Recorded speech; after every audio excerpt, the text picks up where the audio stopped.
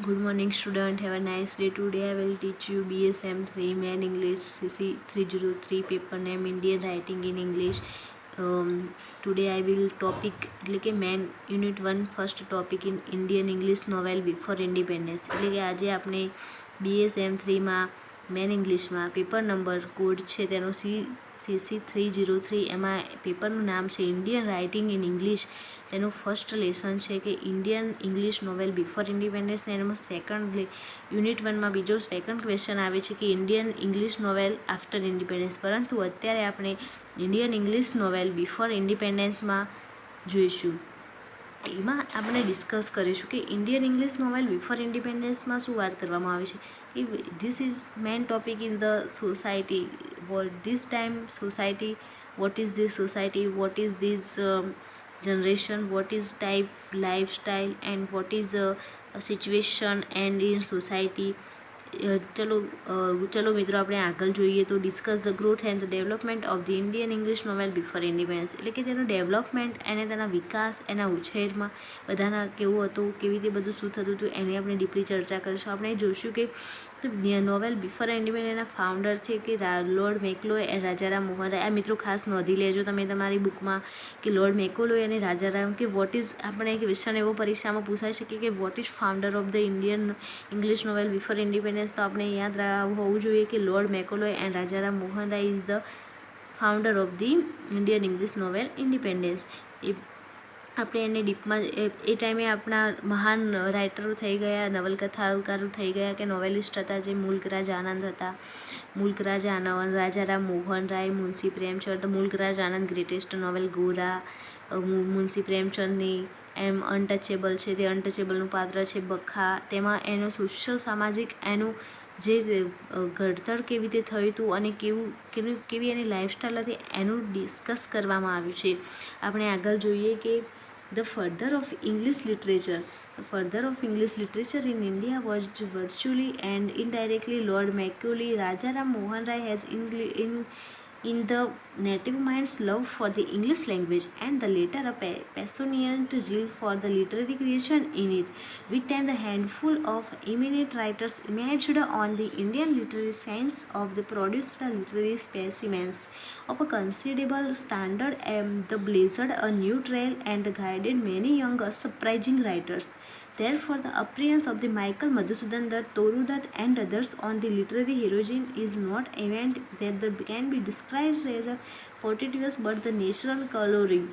Ever since the publication of the Bankim Chandra Chatterjee novel Rajaram Mohan's Wives in 1864, the Indian novels in English has grown by leaps and bounds in the respect of the bulk, quality, variety and maturity. Bankim definitely blended romance, comedy and humor in his novel as એટલે કે જે ટાઈમે તેના founder, આ મિત્રો બધું હું જે લખ્યું છે તમે ખાસ તમારા ચોપડામાં મોસ્ટ છે કે જે એક્ઝામમાં પૂછાઈ શકે છે અને મેઇન ટોપિક છે એના કે રાજારામ મોહન રાય અને રાજા લોર્ડ મેકોલોય તેના ફાઉન્ડર હતા. એવી રીતે માઇકલ અને મધુસૂદન દત્ત પણ એ ટાઈમે રાઇટરો થઈ ગયા. પછી તે ટાઈમે બંકિમચંદ્ર ચેટર્જી છે જે આપણા વંદે માતરમ જે આપણું ગીત છે રાષ્ટ્રગીત એના રચયિતા છે. એટલે કે તે પણ તેમની પણ એ ટાઈમે એ પણ નોવેલિસ્ટ હતા, પોતે મહાન નોવેલિસ્ટ હતા. એટલે એમની પણ જે નવલકથા છે કે રાજા, તમને દેખાય છે મિત્રો કે રાજા મોહન્સ વાઇફ મેં જે લખ્યું છે કે ઇન 1864માં એમની જે રાજા રામ મોહન્સ વાઇફ છે નામની નવલકથા છે તે બહુ ફેમસ થઈ હતી. એવી રીતે એની Bankim differently the blended romance, comedy and humour. એટલે કે તે ટાઈમે તેમને રોમાન્સ, કોમેડી એટલે કે કોમેડી જે આપણે હાસ્ય એન્ડ હુમરને એમની નોવેલ્સમાં ઇન્ક્લુડ કરી છે. એવી રીતે આપણે જોઈએ તો આપણા જે ભારતીય અંગ્રેજી સાહિત્યના પ્રત્યક્ષ અને પરોક્ષ પરિણીતા લોર્ડ મેકોલોય, રાજારામ મોહન જેઓને અંગ્રેજી ભાષા પ્રત્યે પ્રેમ હતો, જે આપણા ફાઉન્ડર હતા તેમને અંગ્રેજી ભાષા પ્રત્યે પ્રેમ હતો. અને એ સમય જતાં પછી અંગ્રેજી લેખકોનો ઉદય થતો હતો. તેમાં જે પછીથી માઇકલ મધુસૂદન દત્ત અને જે આપણે છે તૌરુ દત્ત ને અન્ય લેખકો છે એ પાછળથી આવ્યા હતા. અને પ્રકાશિત થયેલી રાજારામ મોહન્સ વાઇફ એ ગુણવત્તાયુક્ત વિવિધતા અને પરિપક્વતા દર્શાવે છે. બંકિમચંદ્રએ સુગાર અને હાસ્યનું તેની નવલકથામાં મિશ્રણ કરે છે. એટલે કે આપણને કે આ મેં જે લખ્યું છે નામ કે શ્રી આપણે જે છે પેલા આ કે.આર. શ્રીનિવાસ આયંગર એટલે કે કે.આર. શ્રીનિવાસ આયંગર રિમાર્ક્સ એટલે કે તે નોંધે છે કે apart from their absorbing story interest, the Bankim novels were seen to be in a મેં નીચે લખ્યું છે મિત્રો, જોઈ લેજો કે અને નોટ પણ કરી લેજો કે seen to be in some mature the treatment of this year's wisdom, and the readers did not hesitate to infer from them the Bible of the new patriotism.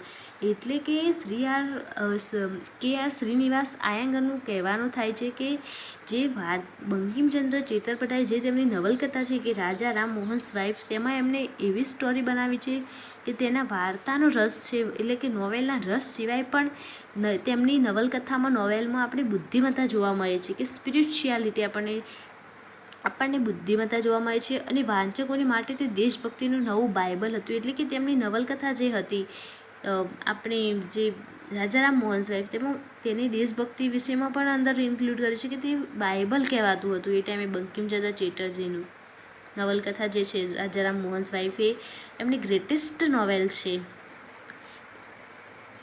The 1930s years of golden period when the numerous historical events and had occurred in modern pre-independent India. Pre-independent means કે before independence, એટલે કે પહેલાં independence પહેલાંની વાત કરવામાં આવી છે. To name a few are the salt Satyagraha movement by the Mahatma Gandhi, એટલે કે તે ટાઈમની સત્યાગ્રહ મુવમેન્ટ મહાત્મા ગાંધીએ કરી હતી તે. પછી the 3 round of the table conference, the movement for the upliftment or the horizons. Anand could not respond to the impact of the events in India with him. However, as the Bankim Chandra before him, political action took from writing novels. Being a leftist, he became the champion of the don't throw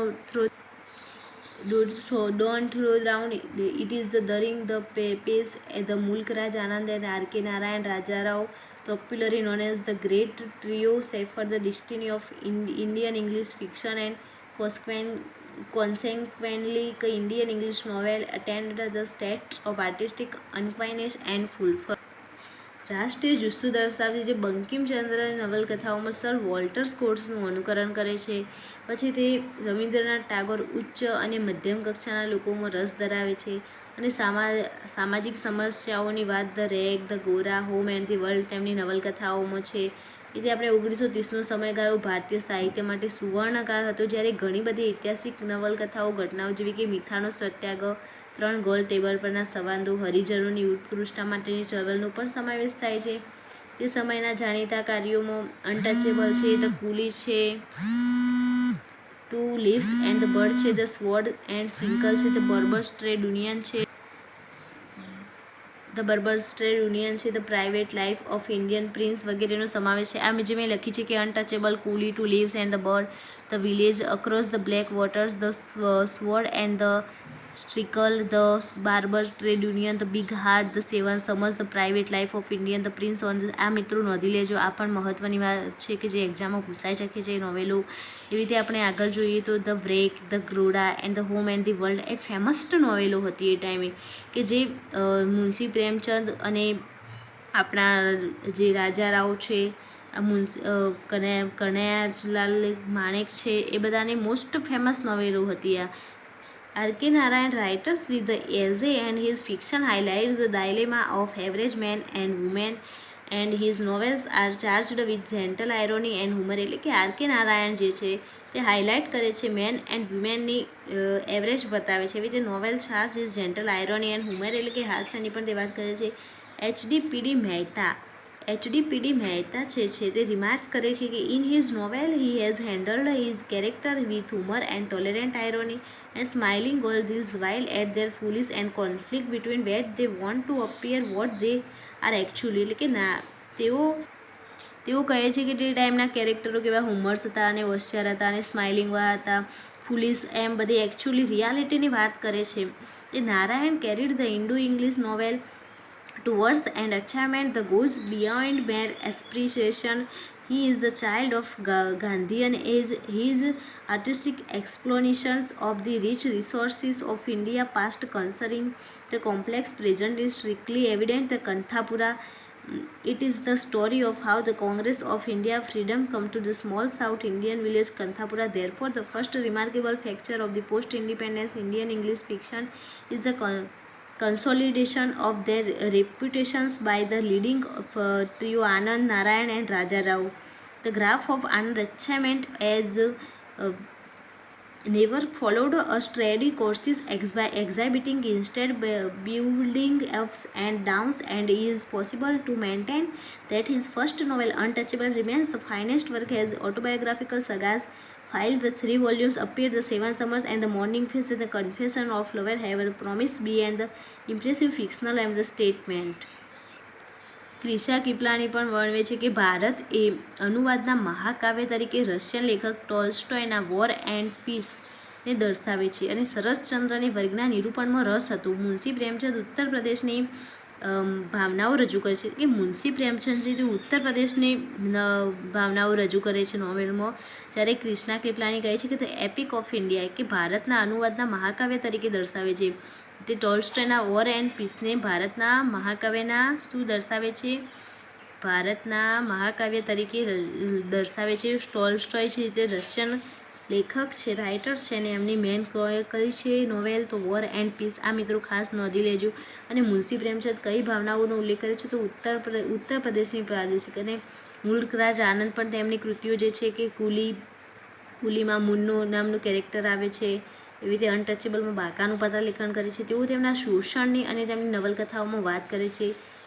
ઘણી બધી અંગ્રેજી નવલકથાઓ અનુકરણાત્મક અને અપરિપક્વ હતી. જો કે પહેલાંની નવલકથાઓમાં કલાત્મક રચના ન હતી, પણ તે નવલકથાઓમાં ઐતિહાસિક રસ પણ જોવા મળતો હતો. પહેલા વિશ્વયુદ્ધ પછી ભારતીય અંગ્રેજી નવલકથા વાસ્તવિકતા પણ ઓછી આદર્શવાદી થઈ અને નવલકથાઓ મુખ્યત્વે ગાંધીજીના આદર્શો રજૂ કરતી. આ સમયમાં મુલ્કરાજ આનંદ જે છે, મુલ્કરાજ આનંદ, આર.કે. નારાયણ અને રાજા રાવ જે છે એ ત્રણેય જાણીતા લેખકો હતા.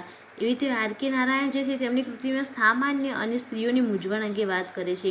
તેમની નવલકથા વક્રુકદી અને વિનોદ, એમાં આપણને તેમની વિનોદ અને વક્રુકિત, જેમ કે પીડી મહેતા કહે છે કે તેમની નવલકથાઓમાં પત્રો વિનોદ અને વક્રુકિત રજૂ કરે છે અને તેમાં તેમને શું જોઈએ છે, ખરેખર તેઓ શું છે, એ બે વચ્ચે સંઘર્ષ જોવા મળે છે. રાજા રાવ છે તે ગાંધી યુગના લેખક હતા. તેમની કૃતિ કંથાપુરા છે જે આઝાદીના સંઘર્ષની વાત કરે છે. આ મેન કૃતિ છે એમનું વર્ક છે. આ સમયની જાણીતી કૃતિઓમાં મોનોર્ગ ફેસ, કન્ફેક્સ ઓફ લવર વગેરેનો પણ સમાવેશ થાય છે. Later Indian English fiction, however, appears to be the cherry of the kind of the experiment involving the total modify the return of the ancient Indian literary methods. એટલે કે તે ancient Indian literary મેથડ્સની વાત કરવામાં આવી છે કે one of the country it seemed to be trying to give experience of the Indian experience the modern predicament and while frankly modifying itself the western originalities. એટલે કે western originally modern predicaments and frankly modelling ઇટસેલ્ફની પણ અહીંયા વાત કરવામાં આવી છે કે another notable the writer one of the leading the personalities of the Gandhian age of the K B. Abbas wrote the ઇન્કલાબ.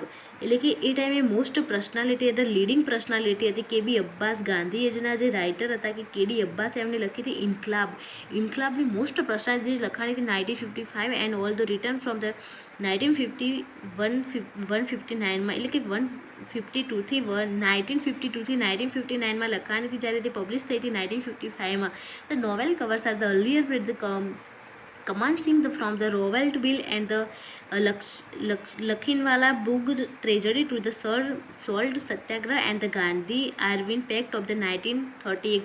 કે ગાંધી આયર્ન પેક્ટ સોલ્ટ સત્યાગ્રહ જે થયો હતો, એટલે કે મીઠાનો સત્યાગ્રહ, તેની વાત પણ અહીંયા કરવામાં આવી છે. તે ટાઈમે આ નવલકથાની મેં લખવામાં આવી હતી અને તેમાં ઇન્ક્લુડ કરવામાં આવી નોવેલિસ્ટ એમ્બિયસ જેવા The novelist ambience intention the project of the Gandhi revolutionary is an entirely Inquilab means કે રિવોલ્યુશન, એટલે કે ઇન્કલાબનો મિનિંગ થાય છે કે રિવોલ્યુશન એટલે કે ક્રાંતિકારી. એવી રીતે ગાંધીજી ગાંધી એ ટાઈમે જે રાઇટર જે હતા આપણા લીડર તેમ આ ગાંધી હતા, મોતીલાલ નહેરુ, લખવારલાલ નહેરુ, સી.આર. દાસ, Subhashchandra Bose, Vallabhbhai Patel, રાજગોપાલચારી, Sarojini Naidu, doctor Ansari, Maulana Azad, Dr. Sapru, Abdul Ghaffar Khan, and other eminent leaders depicted of the novel with all other the selfish endeavours of the getting freedom from the British rule. એટલે કે તે ટાઈમે બ્રિટિશ રૂલ્સનું શાસન હતું અને તે ટાઈમે જે આપણા રાઇટરો હતા તેમની મેન કથા પણ અહીંયા આઝાદીની પણ તે આપણને બતાવવામાં આવે છે ઇન્કલાબમાં. ઇન CF Andrews the words in a sudden movement India's the fetters began to the loose land and the part where the freedom was opened. એટલે કે તે વખતના આપણે આ રાઇટરો જેના નામ છે તે મિત્રો તમે નોંધ કરી લેજો કે આ બધા જે આપણા આગળ જોયા તે રાઇટરો હતા અને આ જે છે તે આપણા લીડરો છે કે પ્રોમિનન્ટ લીડર હતા એમની પણ રાઇટરોએ જે તેમની નવલકથાઓ લખી છે એમાં વાત કરે છે. થેન્ક યુ મિત્રો. આવતીકાલે આપણે આગળ બધા બિફોર આજે આપણે જોઈએ આવતીકાલે આપણે આફ્ટર વિશેની ચર્ચા કરીશું.